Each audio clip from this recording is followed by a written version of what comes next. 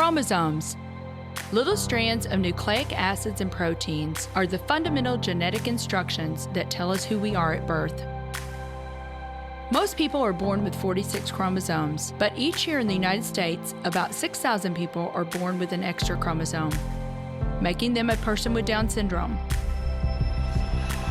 If you've ever encountered someone with Down syndrome, you know that they are some of the kindest, most joyful people you will ever meet. They truly have something extra. My name is Lisa Nichols, and I have spent the last 24 years as both the CEO of Technology Partners and as the mother to Allie. Allie has something extra in every sense of the word. I have been blessed to be by her side as she impacts everyone she meets. Through these two important roles as CEO and mother to Allie, I have witnessed countless life lessons that have fundamentally changed the way I look at the world. While you may not have an extra chromosome, every leader has something extra that defines who you are. Join me as I explore the something extra in leaders from all walks of life and discover how that difference in each of them has made a difference in their companies, their families, their communities, and in themselves.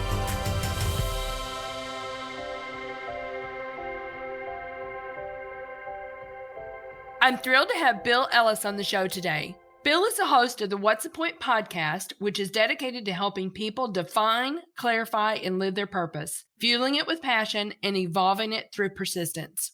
If you like this episode today, please go to Apple Podcasts or wherever you listen and leave us a 5-star rating. So, Bill, I am so excited today to have you as a guest on the Something Extra podcast. Thank you so much for honoring me with your presence today. Well, thank you, Lisa. It's absolutely a pleasure to be here, and I'm thrilled to have a chance to speak with you. So, and it's funny because when you and I met last year, you invited me onto your podcast, and we have developed an even closer relationship because now you are a consultant for Technology Partners, and we'll get into that a little bit more.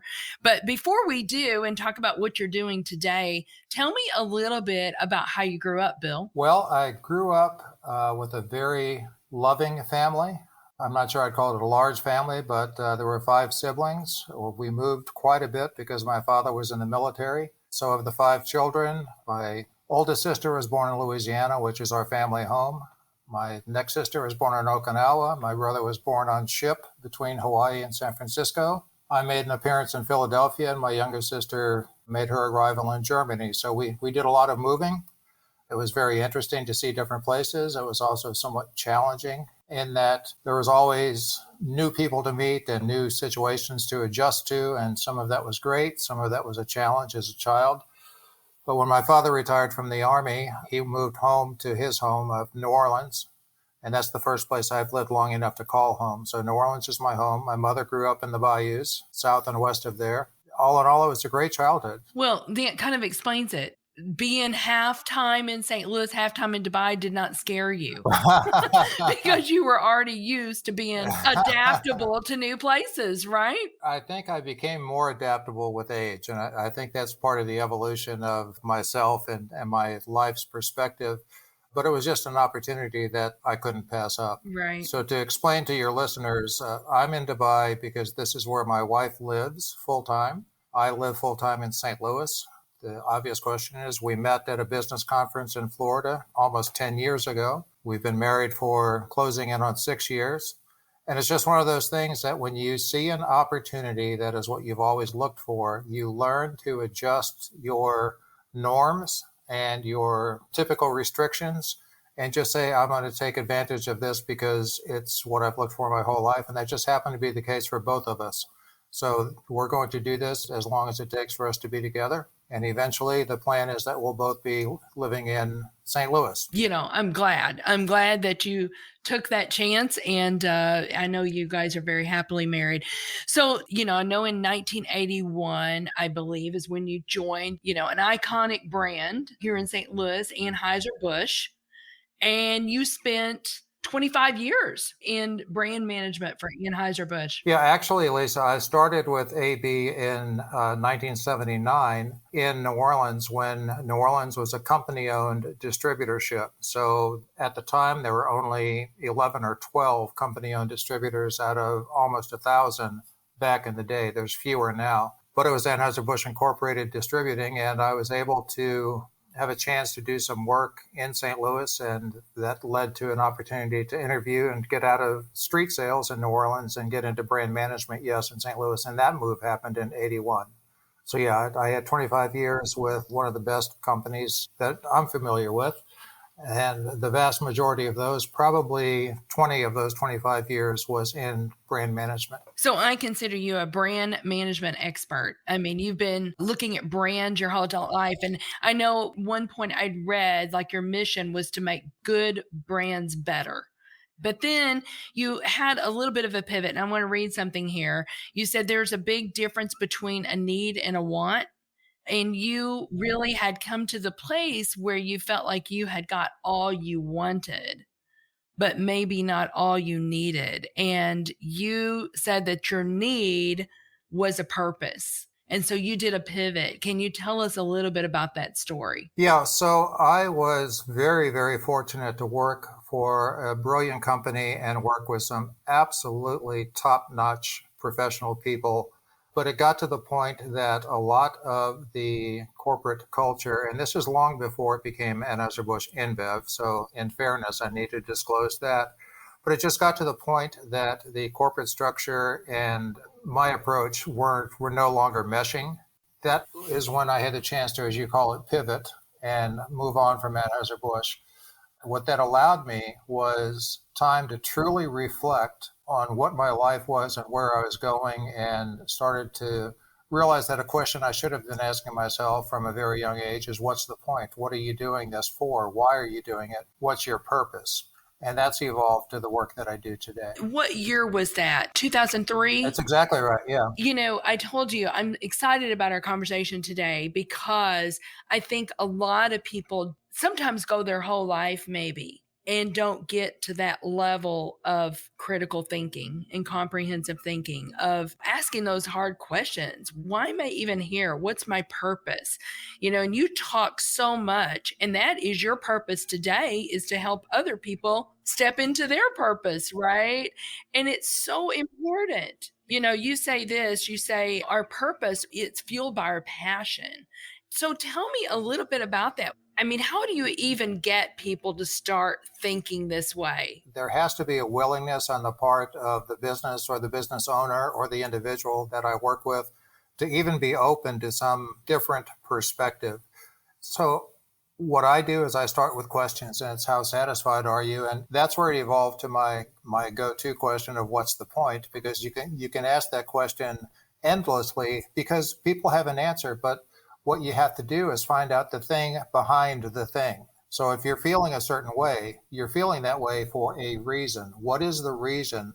And you can just dig deeper and deeper. And in my case, I can speak most knowledgeable about myself. It was a very slow evolution. Other people have something like a white light experience, but in my case, it has been a very slow evolution and a lot of time spent in self-reflection. So when I work with other people, I attempt to put myself as best I can in their position, not to think the way they do, but to understand where they're coming from. And more often than not, I've been there to some degree or another. But it's a matter of asking questions and really gaining trust, first of all, building a relationship, and then getting them to the point of really taking the time to answer that question. Are you satisfied with what you're doing, where you're doing, and what your path is in life? And then it's just a matter of getting deeper and deeper. I love that. And I think that as humans, we need to spend more time in that reflective mode and introspective mode. I don't know who to give credit to this, but I love this quote. You don't want to get to the end of your life and realize that your ladder was against the wrong wall. I've heard that from you, and I absolutely love that quote. I don't know who said it either, but it makes all the sense in the world. And that, too, sums up where I was. I was climbing a ladder as best I could, not as fast as others, But it suddenly occurred to me that it wasn't the wall I wanted to be going up anyway, which helps to explain why I wasn't climbing the ladder as fast as perhaps some other people that I knew. So that's a great analogy, a great saying. I love it. So, Bill, products have brands, organizations have brands, people have brands too. There's a personal brand. So you've got what you call the 5 branding pillars. Can you dig into that a little bit? Yeah, absolutely, Lisa. Thank you. Because it does start with what's the point? Because frankly, anything and everything is a brand if you want to look at it that way. If you look at it the way I define it, which very simply, our brand is our value proposition. What do people expect when they see us, hear about us, become aware of us? And that's an individual, that's a business, that's a product, that's a service. It's a matter of finding your purpose. So what I talk about is the purpose principle. And you've heard, and other people have heard, if you live your passion, you'll never work a day in your life. And I call BS on that because it doesn't start with passion. It starts with finding out a purpose. What are we trying to do? What are we trying to accomplish? And that's true for a person. That's true for a company, a product, a service. Simon Sinek calls it start with why. I say finding your purpose, and it's not always a singular purpose. It's not always a static, never changing purpose. Our purpose evolves. We can have more than one purpose, but it's our purpose that ignites our passion. And that's what fuels us on our accomplishing our purpose. And then the third part of my purpose principle is persistence, which is it's not going to happen immediately. It's going to change, and there's going to be evolution. So if you're talking about an individual, one way to do it is if you can envision a Venn diagram, and one circle has, these are all of my skills, talents, assets, attributes. The next circle has, what really excites me? What do I like? What am I good at? And where those circles cross, that intersection of here's what I'm talented with and here's what excites me, starts to get you to answering the question, what's the point? But there's a third circle you have to throw into that Venn diagram. And that Venn diagram is completed in my model with the circle of relevance. So it gets to the point of I'm good at something, I really like doing something, and I see an end to it, but does it pass the so what test? Does anyone other than me care? Does anyone other than my company care? That's kind of what's important. So once you have an idea of the answer to the question of what's the point, then I talk about the 5 pillars to support that brand. And those 5 pillars are leadership, behavior, communication, influence, and team. And those are listed in order, but they're interdependent and they're not necessarily sequential. But it does, I think, start with leadership. And that's why it's such an honor and a pleasure to be on the Something Extra podcast, because that's where you focus so brilliantly with all of your guests. But those are the 5 areas that I have found provide the best foundation to make what is a good brand a better brand. Mm-hmm. And all of us are a brand, and we're all good brands. All of us can get better. It's why the best athletes in the world have coaches. It's why the best businesses in the world hire consultants, because we all have a chance to get better. Yes. And I love that your purpose is to help others get better at that. So we got a lot more to talk about, but we do need to take a quick break, and we'll be right back with Bill Ellis. Are you an IT executive with years of experience? Are you energized when you empower others? If I've piqued your interest thus far, you may be a great mentor for the TechLX program in St. Louis. TechLX prepares rising IT leaders to tackle today's challenges and prepare for tomorrow's demanding roles by pairing them with senior IT executives like yourself. Mentors receive coaching from technology partners and will be invited to all TechLX networking events featuring outstanding speakers of the IT industry. To apply, visit tpi.co/TLX. So, Bill, you just went through your 5 branding pillars.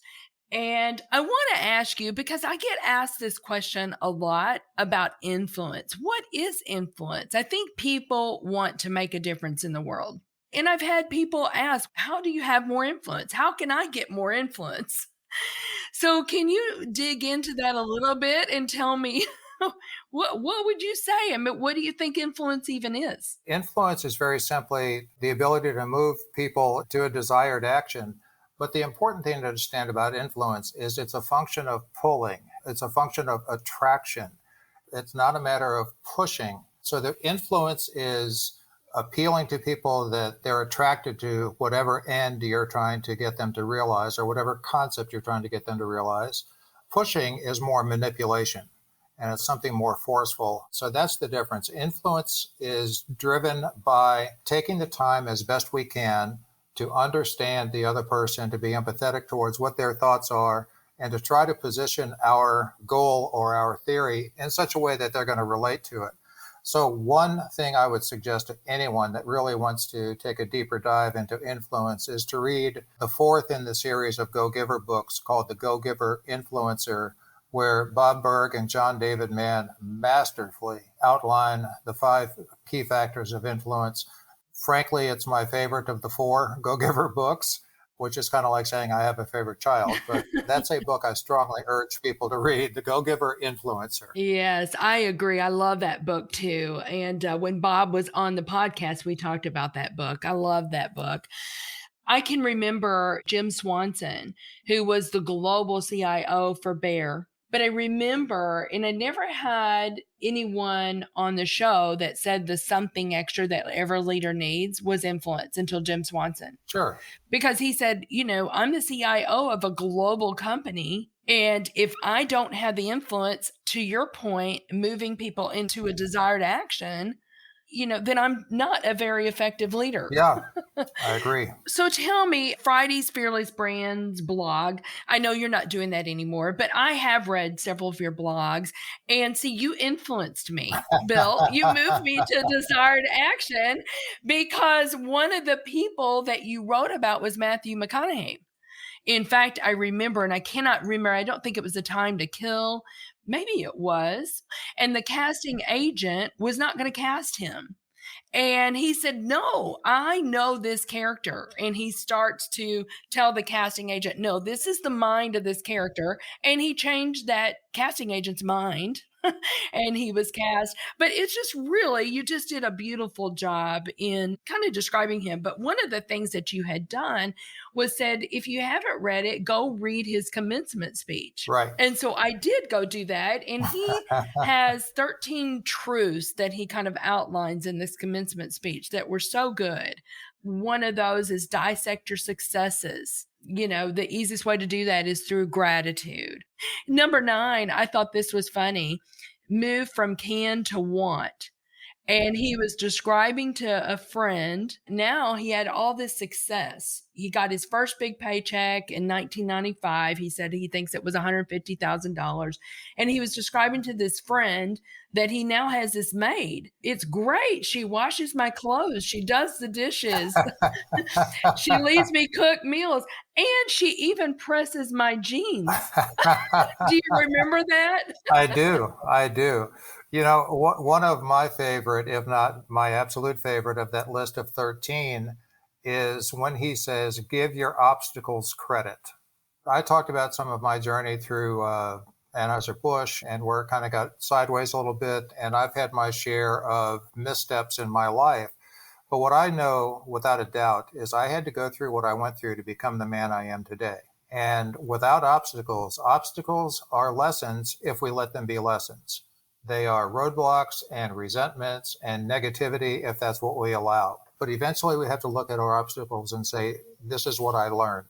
And hopefully we've learned something. Absolutely. Well, that's beautiful. I love that, Bill. Yeah. And there was a time in my life I did. This is why it's so relevant to me. If I would have looked at obstacles just as me being a victim, then I'm going to have a pretty unsatisfying life. If I look at obstacles and say, hey, stuff happens, what can I learn from that? Then I'm moving in a more positive way. So that's why I love that one statement, to give your obstacles credit. Well, I want to go on. And those Friday Fearless brand blogs really inspired you then to go on and write your book. And I told you, I knew things about you, but that I did not know. So in 2017, you wrote the book, Women Who Won. Yes. And tell me what your inspiration was. Well, very simply is I had been writing that blog and my wife and Bob Burg and John David Mann and others have been saying you should use that as a basis for a book. And I kept struggling with how I would do that.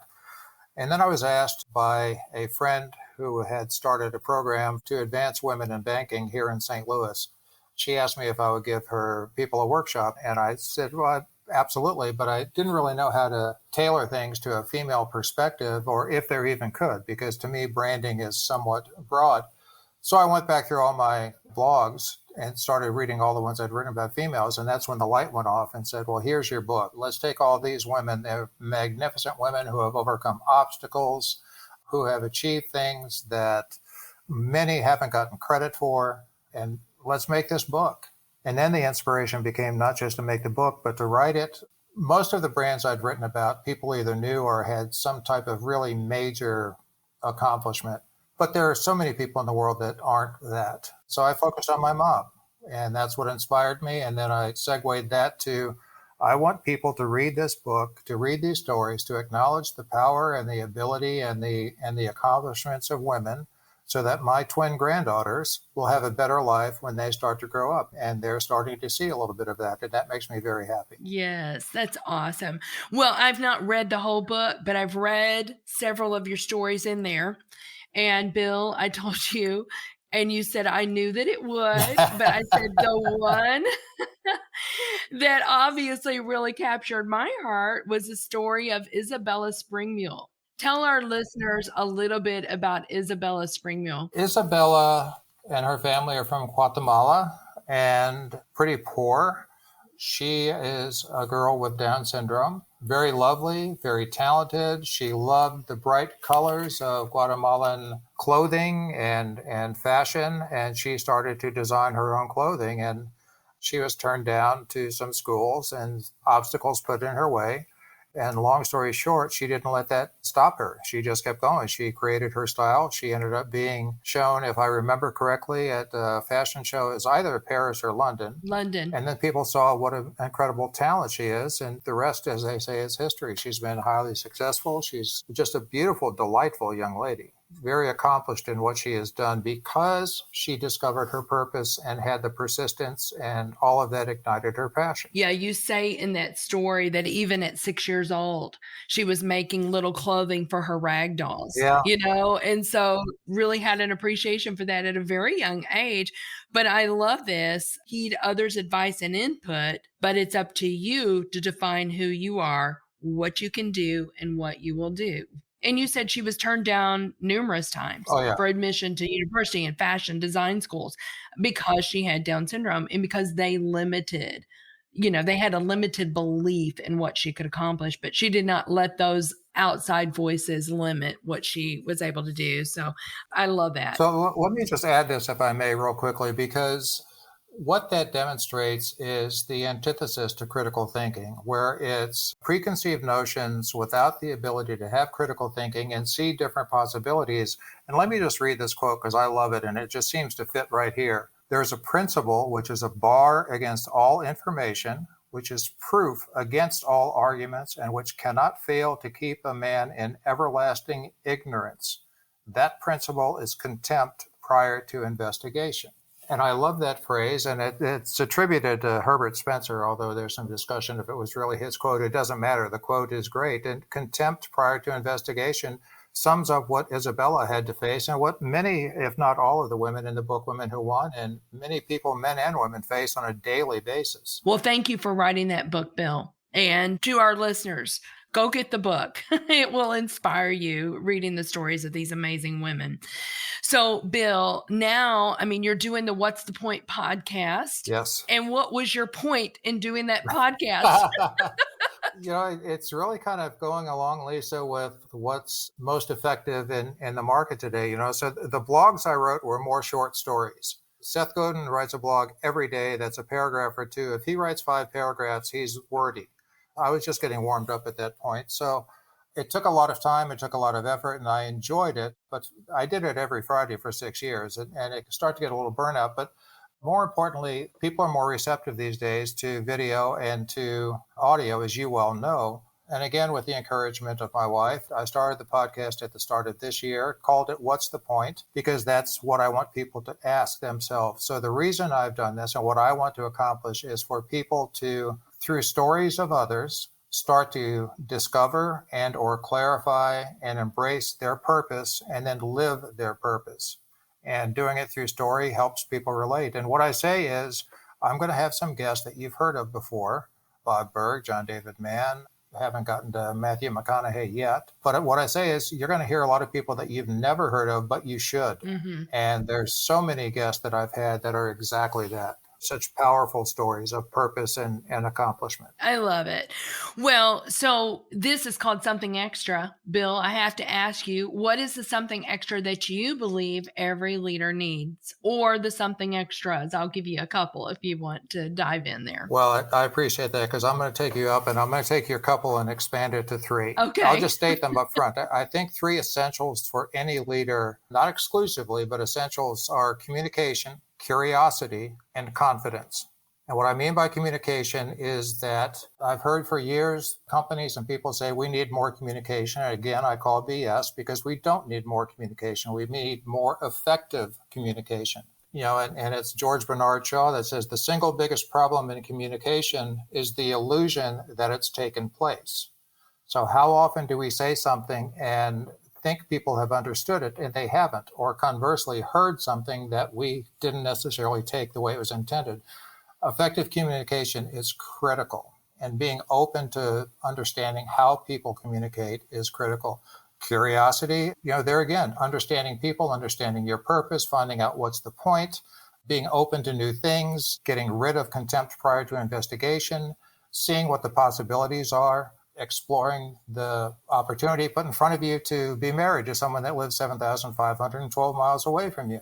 And the last one is confidence. I think every leader has to have confidence, not just confidence in their ability, not confident that they're always right, but confident enough to admit when they're wrong, confident enough to take other people's input and to incorporate it, and also confident enough to say that's not where we're going. So those 3, communication, curiosity, and confidence, are my 3 rolled into one for you. Very good. I love it. Well, you can hyphenate all of them, because that's what you told me to do. With my one word this year is love more. And I said, Bill, I'm breaking, the rule. I'm not in compliance. So you said, well, just hyphenate it, Lisa. And that's precisely what I did. There you go. So thank you there for you that go. creativity there.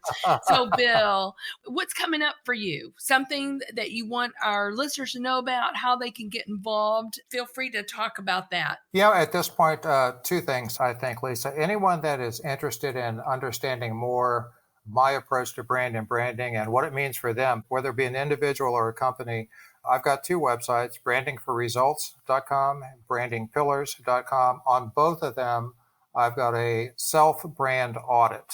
And it's something that will start to provide some thought provocation for yourself, for your company, for whichever brand you're doing this about.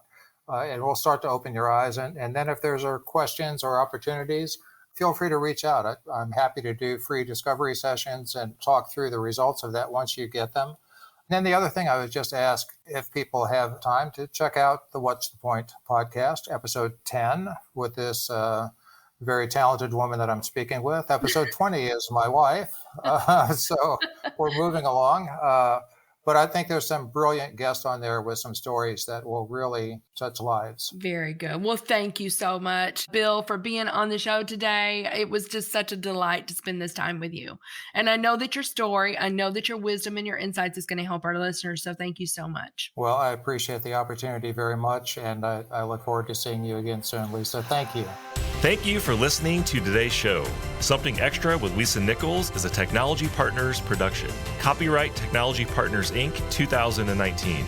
For show notes or to reach Lisa, visit tpi.co/podcast. Don't forget to leave a review on Apple Podcasts, Google Play, or wherever you listen.